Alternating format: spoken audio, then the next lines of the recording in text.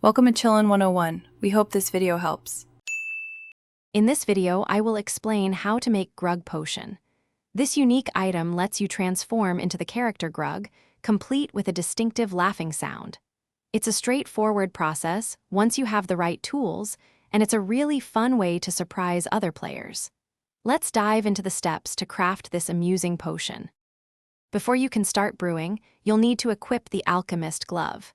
This is your primary tool for all potion-making endeavors in slap battles. Once you have it on, make your way to the main arena. This is where you'll find the necessary ingredients and the cauldron to mix your concoctions.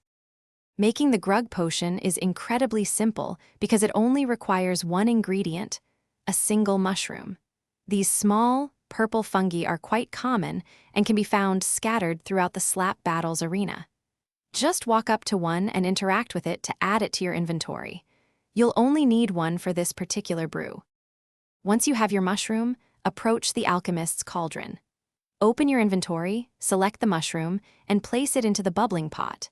Then, simply click the spoon icon to brew your Grug potion.